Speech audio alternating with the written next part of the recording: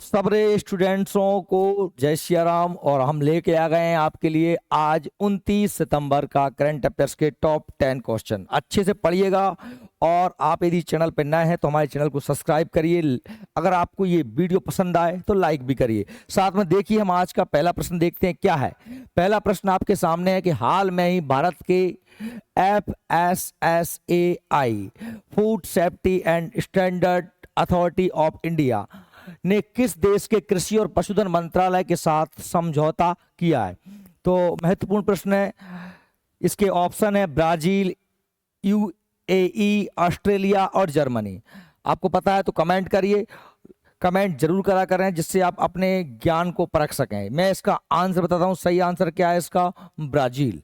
तो ब्राजील में देखिए खाद्य सुरक्षा सहयोग बढ़ाने के लिए FSSAI, इसके बारे में कल की क्लास में ही मैंने बात की थी। इसका पूरा नाम है food safety and standard authority of India. Brazil के कृषि और पशुधन मंत्रालय के साथ समझौता ज्ञापन पर हमने हस्ताक्षर किए हैं। यह समझौता ज्ञापन सहयोग के एक नए चरण की शुरुआत है जिसका उद्देश्य सहयोगी परियोजनाओं और तकनीकी आदान प्रदान के माध्यम से खाद्य सुरक्षा को बढ़ावा देना है। यानी हम भारत और ब्राजील एक दूसरे के साथ जो नई नई तकनीक है वे आपस में साझा करेंगे और एक दूसरे का पशुधन और कृषि के उत्थान के लिए हम इन योजनाओं को क्रियान्वित करेंगे। अगर हम बात करें FSSAI food safety and standards authority of India की, तो इसकी स्थापना 5 सितंबर 2008 को हुई। इसका मुख्यालय नई दिल्ली में है और इसके अध्यक्ष श्री अपूर्व चंद्र हैं। ठीक है, चलिए आगे बात करते हैं। चूंकि ब्राजील की बात हुई है तो कुछ फैक्ट्स, कुछ करंट अफेयर्स हम ब्राजील के बारे में जान लेते हैं। ब्राजील एक देश है, आप जानते हैं, जो कहां पर है? साउथ अमेरिका में है। दक्षिण अमेरिका का सबसे बड़ा देश है ब्राजील। और ब्राजील की राजधानी है ब्राजीलिया। और ब्राजील में जो मुद्रा चलती है, वहां का जो पैसा है वो है ब्राजीलियन रियल। और ब्राजील के जो राष्ट्रपति हैं वो है लूला दी सिल्वा। तो लूला दी सिल्वा वहां के प्रेसिडेंट हैं। कुछ ब्राजील जो अभी चर्चाओं में रहे हैं, तो ब्राजील की बात करते हैं। भारत ने ब्राजील के क्विआबा में G20 कृषि मंत्री स्तरीय बैठक में भाग लिया है। जो G20 सम्मेलन हुआ था भारत के दिल्ली में हुआ था पिछले साल, उसका जो कृषि मंत्री स्तर का एक सम्मेलन बैठक हुआ था वो ब्राजील में हुआ था। ब्राजील के क्विआबा शहर में हुआ था जहां पर भारत ने पार्टिसिपेट किया। और साथ में आप देखें कि G20 समिट 2024 भी कहां पर हुई है? ब्राजील में हुई है। ब्राजील पहली बार फीफा महिला विश्व कप की मेजबानी करने जा रहा है, जो कब होगा? 2027 में होगा। फीफा फुटबॉल का वर्ल्ड कप जो महिलाओं के लिए है, उसका पहली बार वर्ल्ड कप कहां पर होने वाला है? ब्राजील में होने वाला है। ये ब्राजील है दक्षिण अमेरिका का सबसे बड़ा देश। चलिए बात करें तो आप देखिए, ये हम एक SSC GD की जो भर्ती होने वाली है उसके लिए मैंने एक न्यू बैच लॉन्च किया है।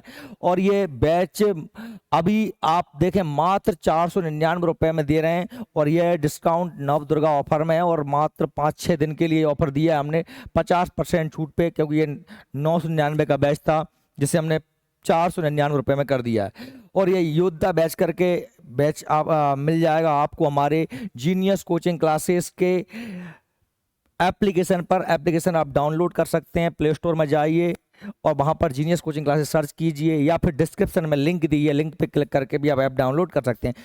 हम साथ में ही, आप यदि अशोकनगर से हैं, हमारे आसपास से हैं, तो आपको हम फिजिकल भी पूर्णतः निःशुल्क उपलब्ध करवा रहे हैं। आप सुबह 5:30 पे कॉलेज ग्राउंड आ सकते हैं, वहां पर हम आपको फिजिकल भी करवा रहे हैं। चलिए अगले प्रश्न की चर्चा करते हैं।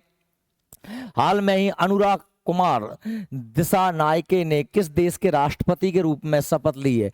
ये जो अनुराग कुमार दिसानायके हैं, ये किस देश के राष्ट्रपति बन गए हैं? आपको यदि पता हो, वैसे भी नाम से भी समझ में आ रहा होगा। ऑप्शन है श्रीलंका, जॉर्डन, बांग्लादेश, अल्जीरिया। तो सही इसका आंसर क्या है? श्रीलंका। श्रीलंका में बड़े 2-3 साल से बड़ी उथल पुथल चल रही है। आर्थिक संकट आ गया था, वहां पर पैसे की बहुत किल्लत, भुखमरी, और फिर आपने देखा कि वहां के राष्ट्रपति भवन पर लोगों ने कब्जा कर लिया था। और ठीक वैसी वैसी स्थिति बांग्लादेश में हमने देखने को मिली थी। हमारे भारत के आसपास बड़ा राजनीतिक अस्थिरता है, चाहे तो पाकिस्तान हो, बांग्लादेश हो, श्रीलंका हो, यहाँ तक कि नेपाल में भी। देखिए, तो श्रीलंका में नेशनल पीपल्स पावर पार्टी के नेता अनुराग कुमार दिसानायके राष्ट्रपति चुनाव में विजयी रहे। अनुराग कुमार दिसानायके ने 23 सितंबर 2024 को 6 साल की अवधि के लिए श्रीलंका के नवे राष्ट्रपति के रूप में शपथ ली है। किसी भी प्रत्याशी के निर्धारित 50% की सीमा से अधिक मत नहीं पाने की स्थिति में चुनाव आयोग ने देश के इतिहास में पहली बार दूसरे दौर की मतगणना करवाई थी। और दूसरे दौर की मतगणना में ये हमारे जो है अनुराग कुमार दिसानायक के श्रीलंका के नवे प्रेसिडेंट बन गए। तो ये महत्वपूर्ण प्रश्न था। हम अगर श्रीलंका की बात करें तो श्रीलंका के कुछ करंट अफेयर्स देख लेते हैं। श्रीलंका जिसे हम सिरेंडिब या फिर पहले पूर्व में इसका नाम सिलोन भी हुआ करता था के नाम से भी जाना जाता है, ये भारत के जस्ट नीचे एक बूंद के आकार में है। भारत और ये हमारा इंडिया, ये श्रीलंका के बीच में ये पाक जल संधि से अलग होता है। श्री राम सेतु यहाँ पर पड़ता है। हिंद महासागर में एक द्वीपीय देश है जो भौगोलिक रूप से दक्षिण एशियाई देश का हिस्सा है। यह ब्रिटिश साम्राज्य का हिस्सा था और यह देश 1948 में स्वतंत्र हुआ है। श्रीलंका हम 1947 में, हमारे एक साल बाद श्रीलंका आजाद हुआ 1948 में।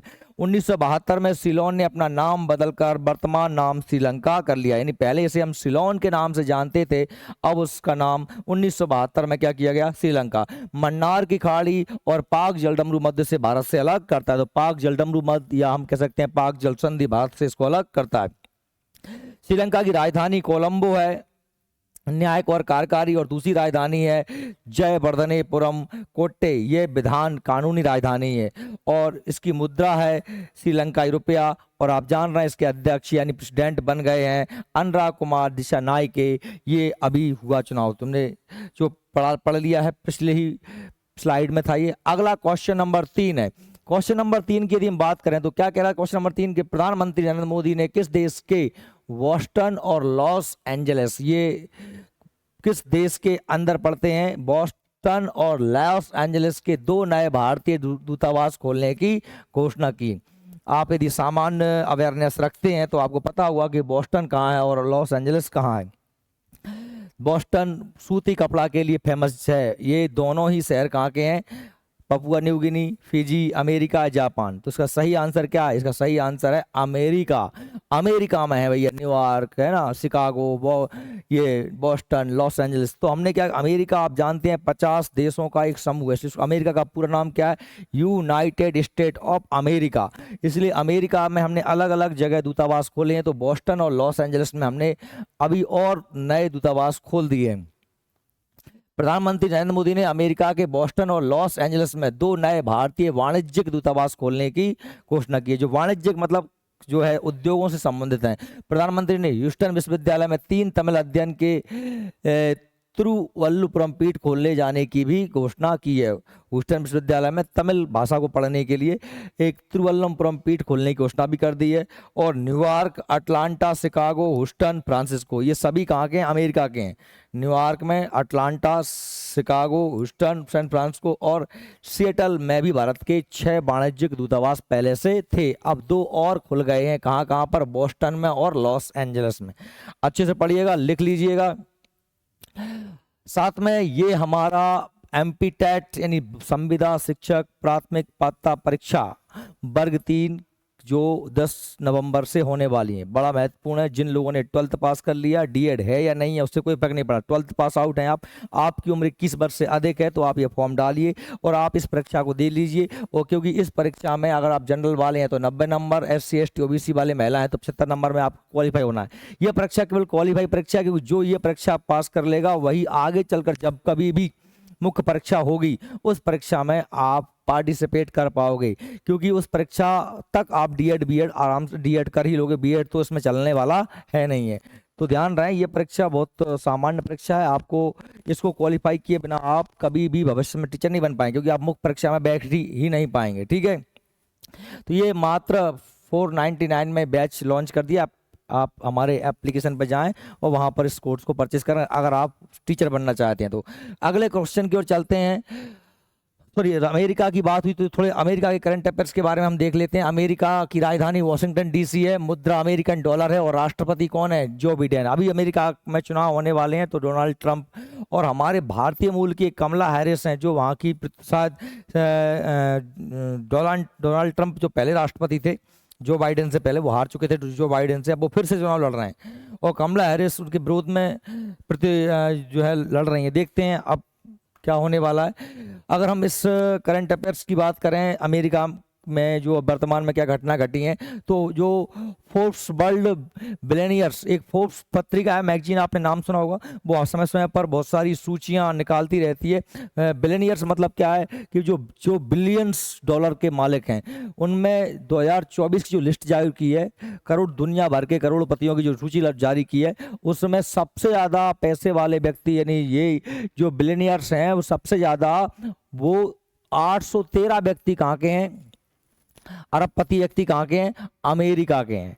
बिलियनर्स मतलब अरबपति आदमी। अरबपतियों की जो सूची जारी की है, उस सूची में 2024 सूची में सबसे ज्यादा जो अरबपति व्यक्ति 813 है, वो कहाँ के हैं, अमेरिका के हैं। विश्व आर्थिक मंच द्वारा जारी यात्रा और पर्यटन विकास सूचकांक 2024 में अमेरिका टॉप पर रहा। जो वर्ल्ड विश्व का आर्थिक मंच जो यात्रा और पर्यटन के विकास में कितना विकास हुआ है, उसकी सूची दुनिया भर के देशों को लिस्टेड करता है। उस सूची में अभी अमेरिका नंबर 1 पे है और भारत 119 देशों में 39वें स्थान पर रहा है। कायम है विश्व आर्थिक मंच द्वारा जारी यात्रा और पर्यटन विकास सूचकांक में। सूचकांक मतलब इंडेक्स होती है। विनय क्वात्रा अमेरिका में भारत के नए राजदूत नियुक्त किए हैं। ये मोस्ट पॉइंट हो गया कि जो विनय क्वात्रा हैं वो भारत के नए राजदूत बने हैं। कहां पर, अमेरिका में। भारत और अमेरिका की स्पेशल फोर्सेज ने तरकस नामक अभ्यास किया है। कहाँ किया है, कोलकाता में। तो इंपोर्टेंट हो गया, भारत और अमेरिका के जो स्पेशल फोर्स होते हैं, स्पेशल फोर्स, उनके बीच में एक अभ्यास हुई है, प्रैक्टिस हुआ है। वो कहाँ पर हुआ है, वो हुआ है कलकत्ता में। उसका नाम क्या रखा गया, तरकस। ठीक है। प्रधानमंत्री मोदी की अमेरिका यात्रा के परिणाम स्वरूप 297 पुरावशेष मतलब प्राचीन मूर्तियां वगैरह जो चोरी होकर अमेरिका ले गए थे, वापस किए गए हैं, जिसमें से 2014 से अब तक कुल जो बरामदगी बढ़कर 640 हो गई है। यानी जब से प्रधानमंत्री मोदी जी बने हैं, जब भी वो अमेरिका की यात्रा पे जाते हैं तो पुरानी मूर्तियां जो भारत से चुरा के ले गए थे अमेरिका में लोग, उनकी वापसी का समझौता होता रहता है। तो अभी जो है अभी हमने 297 ली हैं, लेकिन 2014 से लेकर अभी तक कुल 640 पुरावशेष, पुराने सामान जो भारत बहुमूल्य है, लाखों करोड़ों अरबों का सामान जो इंडिया से चोरी होकर के अमेरिका कहीं ना कहीं पहुंच गया है, ठीक है, तो उसको वापस ले आया। अमेरिका में ह्यूस्टन के निकट भगवान हनुमान जी की 90 फीट की ऊंची कांस्य प्रतिमा का अनावरण भी मोदी जी ने किया है। अमेरिका का जो शहर है ह्यूस्टन, उसके पास में हनुमान जी की 90 फीट ऊंची मूर्ति लगाई है। तो ये मोदी जी को कुछ इन चीज़ों के वजह से मैं थोड़ा सा व्यक्तिगत तौर पर बड़ा पसंद करता हूं कि उन्होंने हमारे सनातन धर्म का पूरे ऑल ओवर विश्व में जो है एक सांकेतिक प्रचार प्रसार भी किया है, क्योंकि वो जहां कहीं भी जाते हैं गीता देते हैं। पर हाँ, कुछ पहलुओं में भारत के अंदरूनी मामलों में, रोजगार या इन मामलों में सरकार से थोड़ा सा मैं संतुष्ट रहता हूँ। संतुष्ट असंतुष्ट रह सकते हैं आप, दोनों पहलुओं को आपको देखना चाहिए। चलिए आगे हम बात करते हैं। क्वेश्चन नंबर 4, किस देश में एक नया कोविड-19 वेरिएंट XEC खोजा गया? भैया ये कोरोना का नाम सुन के तो दिमाग खराब हो जाता है। आप सब लोगों ने भी देखा होगा कि कोरोना जब आया था तब क्या कंडीशन थी, वो भगवान ना करे ऐसा दौर दोबारा देखने को मिले। अभी ये कोविड-19 इसका जो वायरस है उसके नए नए वेरिएंट आते रहते हैं, अपडेट होता रहता है, अपने आप को अपडेट करता रहता है। तो एक नया वेरिएंट आ गया जिसका नाम है XEC। ये कहाँ खोजा गया? मैं अगर आपने पढ़ा हो तो बताएं, फ्रांस, इटली, जर्मनी या यूके। 4 ऑप्शन आपके पास हैं। तो सही आंसर क्या है? जर्मनी। जर्मनी में ये वेरिएंट खोजा गया है। जर्मनी में देखिए, बात करते हैं। जर्मनी में खोजा गया XEC वेरिएंट KS1.1 और KP3.3 का पुनः संयोजन है, आपस में जोड़कर नया बना लिया। इसमें ऐसे उत्परिवर्तन है जो तेजी से संक्रमण फैलाने में मदद करते हैं, मतलब ये और स्पीड से फैलने वाला है। इसकी खोज के बाद XEC 27 देशों में फैल चुका है। जब से इसकी खोज हुई तब 27 में फैल चुका है, जिससे 600 से अधिक मामले सामने आए हैं। सबसे अधिक मामले जर्मनी में 13% है, उसके बाद में यूके यूनाइटेड किंगडम 7% यानी इंग्लैंड में, और यूएस यानी अमेरिका में 5% से कम मामले आए हैं। अगर बात करूं मैं जर्मनी की, तो आपने देखा जर्मनी एक यूरोप का शहर है, यूरोप का देश है जर्मनी, और जर्मनी की राजधानी बर्लिन है, और जर्मनी की मुद्रा क्या है? यूरो। जर्मनी की मुद्रा क्या है? यूरो, क्योंकि यूरोपियन संघ का एक सदस्य है, और जितने भी सदस्य यूरोपियन संघ के हैं उन सब में क्या चलती है? यूरो चलती है। तो याद रख लेना, यूरोपीय संघ में इंग्लैंड शामिल नहीं है, इसलिए इंग्लैंड की मुद्रा क्या चलती है? पाउंड चलती है। क्वेश्चन नंबर 5 आपके सामने है कि हाल में ही विश्व राइनो दिवस कब मनाया जाता है? राइनो मतलब जानते हैं? गैंडा। गैंडा को हम इंग्लिश में राइनो कहते हैं, ये है हमारा गैंडा। और ये कब मनाया गया है? 22 सितंबर, 21 सितंबर, 16 सितंबर या फिर 14 सितंबर। तो इसका सही आंसर क्या है? इसका सही आंसर है भैया 22 सितंबर को मनाया है हमने विश्व राइनो दिवस। अच्छा, इस सितंबर महीने में बहुत सारे दिवस आए, इनको भी हम एक सूचीबद्ध देख लेते हैं, और जिनको आप अच्छे से लिख लेना। तो विश्व राइनो दिवस हर साल 22 दिसंबर को गैंडों के बारे में जागरूकता फैलाने, बढ़ाने और संरक्षण की तत्काल आवश्यकता के लिए मनाया जाता है, जिससे लोग जागरूक हो सकें, गैंडा या राइनो का संरक्षण कर सकें, इसलिए ये विश्व राइनो दिवस मनाया जाता है। काजीरंगा, आपको पता है कि काजीरंगा राष्ट्रीय उद्यान जो भारत के कहाँ पर है? असम। काजीरंगा राष्ट्रीय उद्यान के असम राज्य के गोलाघाट और नागांव जिले में स्थित एक राष्ट्रीय उद्यान है, जो कि काजीरंगा राष्ट्रीय उद्यान एक सींग वाले गैंडे के लिए फेमस है, प्रसिद्ध है असम में। यह उद्यान जिसमें दुनिया के 2/3 भारतीय गैंडे पाए जाते हैं, यूनेस्को की विश्व धरोहर सूची में भी शामिल है। काजीरंगा और एक और राष्ट्रीय उद्यान है मानस। ये राष्ट्रीय उद्यानों में गैंडा पाया जाता है, एक सींग वाला गैंडा, भारतीय गैंडा लगभग सबसे ज्यादा वहीं पाया जाता है, और ये काजीरंगा राष्ट्रीय उद्यान असम में जो विश्व धरोहर सूची में शामिल किया गया है। आगे हम बात करते हैं, जो मैंने कहा था कि 2024 सितंबर महीने के सभी दिवसों को हम एक बार देख लेते हैं, क्योंकि ये हर महीने के आप अलग अलग करके याद कर लेंगे तो याद हो जाएगा। अगर पूरे साल के याद करेंगे तो आप समझ लेना कि आपसे याद होगा नहीं, क्योंकि बहुत सारा कंटेंट, बहुत सारा मटेरियल इकट्ठा हो जाएगा। तो हम बात कर रहे हैं कि 2024 के महत्वपूर्ण दिवस कौन कौन से हैं। 2 सितंबर को मनाया जाता है विश्व नारियल दिवस। 5 सितंबर को मनाया जाता है शिक्षक दिवस, डॉक्टर सर्वपल्ली राधाकृष्णन की याद में इंडिया में। 8 सितंबर को मनाया जाता है राष्ट्रीय साक्षरता दिवस, अंतर्राष्ट्रीय साक्षरता दिवस। 10 सितंबर को मनाया जाता है आत्महत्या रोकथाम दिवस। 14 सितंबर को हिंदी दिवस मनाया जाता है, और 15 सितंबर को इंजीनियर दिवस मनाया जाता है भारत में, और 15 सितंबर को अंतर्राष्ट्रीय लोकतंत्र दिवस भी मनाया जाता है विश्व में, और 17 सितंबर को मलेशिया दिवस मनाया जाता है। 16 सितंबर को विश्व ओजोन दिवस भी मनाया जाता है। ये इंपोर्टेंट भैया, ओजोन दिवस। ओजोन हमारे वायुमंडल की रक्षक गैस है, सूर्य के हानिकारक पराबैंगनी किरणों को रोकती है। CFC क्लोरोफ्लोरोकार्बन ओजोन परत को नुकसान पहुंचाता है, और ये CFC गैस जो होती है रेफ्रिजरेटर, AC वगैरह से निकलती है। साथ में 8 सितंबर को विश्व बांस दिवस मनाया जाता है, बांस जानते हैं, बंबू। और 21 सितंबर अंतर्राष्ट्रीय शांति दिवस, ये UN में मनाया जाता है, यूनाइटेड स्टेट द्वारा मनाया जाता है अंतर्राष्ट्रीय शांति दिवस, अभी मैंने कल पढ़ाया था आपको ये। और 21 सितंबर को विश्व अल्जाइमर दिवस मनाया जाता है। अल्जाइमर एक बीमारी होती है जिसमें व्यक्ति को भूलने की आदत हो जाती है, कल की क्लास में मैंने आपको पढ़ाया था। ये सितंबर माह के पूरे दिवस हैं, इनको मैं कल आपसे क्लास में जो आते हैं उनसे तो पूछूंगा ही पूछूंगा, है ना, और बीच बीच में मैं आप लोगों से जो यूट्यूब पे देख रहे हैं उनसे ही पूछ सकता हूँ, तो आप इन्हें अच्छे से याद कर लीजिएगा। 45वें चेस ओलंपियाड में भारत में ओपन और विमेंस कैटेगरी में कौन सा मेडल जीता है? चेस आप जानते हैं, शतरंज जिसे कहते हैं। भारत ने ओपन और विमेंस मतलब महिला कैटेगरी में कौन सा मेडल जीता है? आपको पता है क्या? गोल्ड, सिल्वर, ब्रॉन्ज, इनमें से कोई नहीं, तो सही आंसर इसका क्या है? गोल्ड मेडल जीता है। कौन सा मेडल जीता है? Gold medal. तो भारत ने 45वें चेस ओलंपियाड ऐतिहासिक प्रदर्शन करते हुए ओपन और विमेंस कैटेगरी में गोल्ड मेडल जीत लिया। विमेंस मतलब महिलाओं की कैटेगरी में गोल्ड मेडल जीत लिया। ये जो 45वें चेस ओलंपियाड कहां पर हुआ था? तो ये इसका आयोजन हुआ था हंगरी की राजधानी बुडापेस्ट में। हंगरी एक देश है यूरोप का, उसकी राजधानी का नाम क्या है? बुडापेस्ट शहर, उसमें हुआ था। और अगला 46वां फिडे शतरंज ओलंपियाड 2026 में ताशकंद में हुआ। ताशकंद कहां पर है? उज्बेकिस्तान में आयोजित किया जाएगा। 46वां फिडे शतरंज ओलंपियाड कहां पर होगा?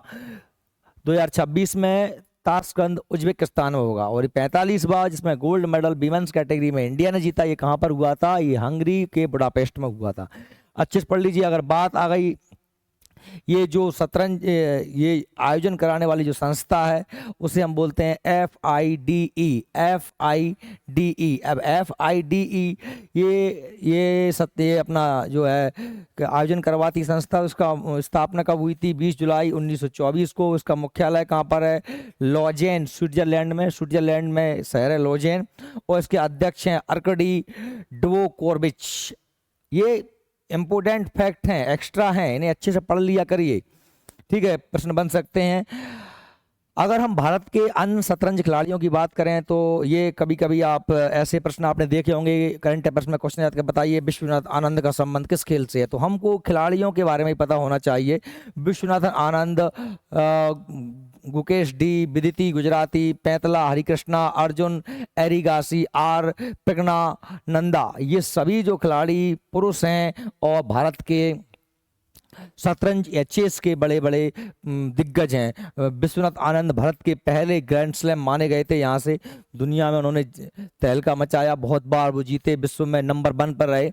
और अगर महिलाओं में भी पीछे नहीं है, महिलाओं को भी आप देखें तो आप बंतिका अग्रवाल, दिव्या देशमुख, हरिका ड्रोनावली, वैशाली रमेश बाबू, तानिया सचदेव, ये सब महिलाएं जो हैं चेस की बहुत अच्छी प्लेयर रही हैं। ये सब पुरुष। चलिए, ये बड़ा महत्वपूर्ण कोर्स है। ये कोर्स के बीच बीच में इसलिए डाले जाते हैं क्योंकि आपको सूचना मिल जाए कि चल क्या रहा है। भाई ये आपसे मैंने कल भी कहा था, ये ऑनलाइन पढ़ें और मजे पूरे ऑफलाइन के रहेंगे, क्योंकि इसमें हम पूरी की पूरी क्लास को एक साथ ही लाइव कर रहे हैं सुबह 8:30 से 11 बजे तक। और ये बैच खरीद सकते हैं, ये पूरे एक साल जो कुछ क्लास में चलेगा, कंप्लीट फाउंडेशन, इसको पढ़कर आप PSC, sub inspector, constable, jail प्रहरी, फॉरेस्ट, SSC, RPF सारे एग्जाम आप इसमें दे सकते हैं। ये 7,999 रुपए का कोर्स है।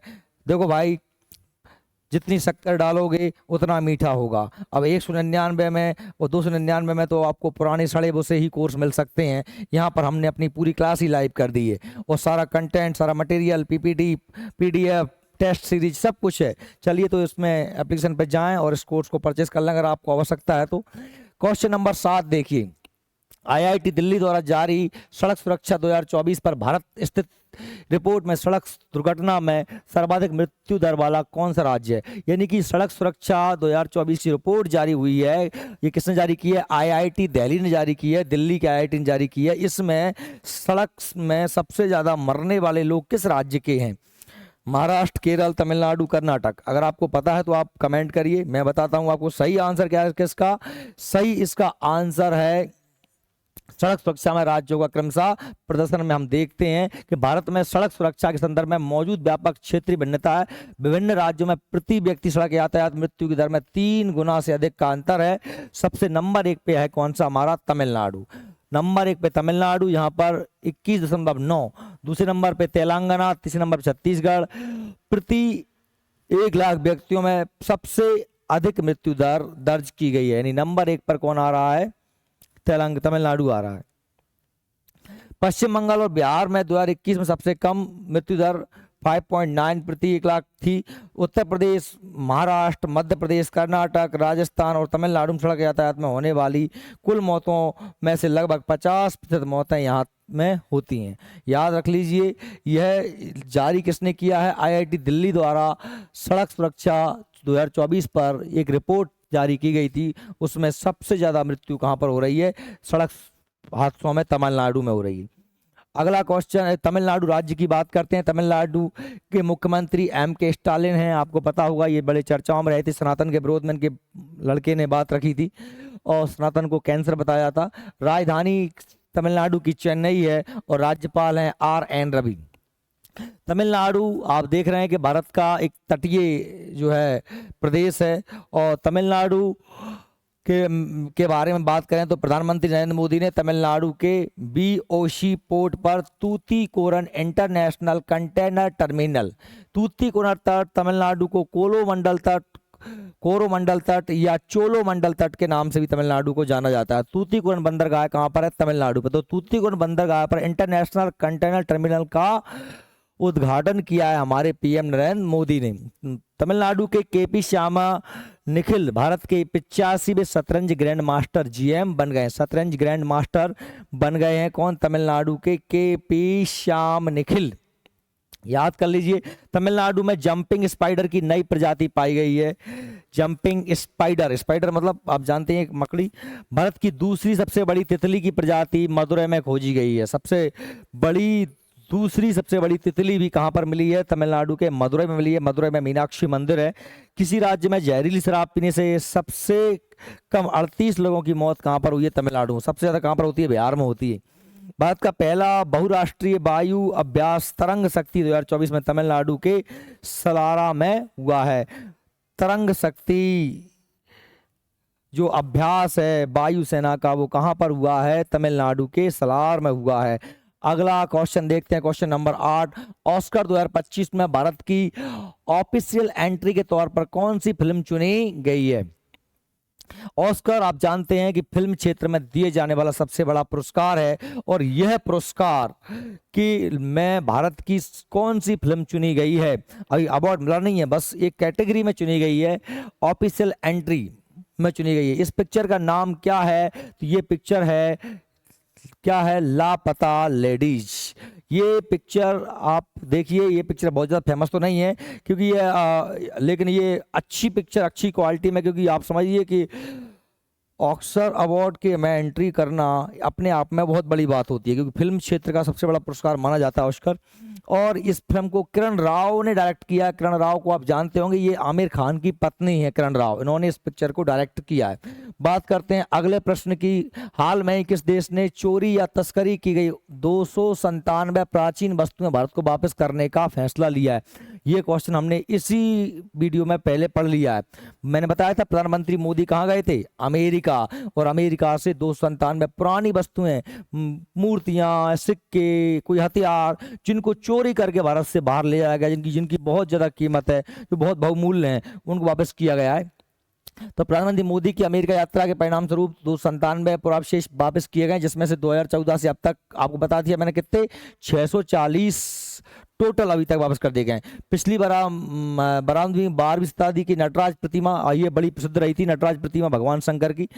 और 2023 की यात्रा के बाद वापस किए गए 105 कलाकृतियां शामिल हैं। अवैध तस्करी से निपटने और सांस्कृतिक विरासत को संरक्षित करने के लिए अमेरिका के साथ 2024 में सांस्कृतिक संपत्ति समझौते से भारत के प्रयासों को बल मिला। यानी हमने अमेरिका के साथ एक ऐसा समझौता कर लिया जिससे यदि कोई अमेरिका की चीजें चुरा के भारत लाता है तो हम उसे वापस कर देंगे। वो भारत के में की कोई वस्तुएं चुराकर अमेरिका ले जाता है तो उनकी वस्तुएं हम वापस कर देंगे।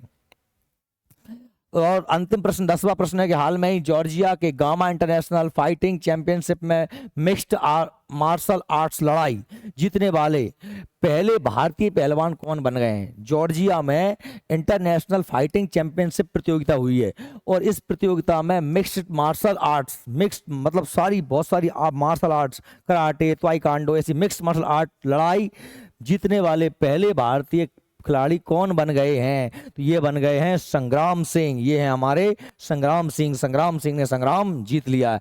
आज के लिए इतना ही, और मिल देंगे हम आपसे कल इसी समय। और आप इसको अच्छे से नोट करिए, लिख के लाइए करंट अफेयर्स के क्वेश्चनों को। ठीक है, धन्यवाद। आप सभी खुश रहें, आनंदित रहें, सुरक्षित रहें।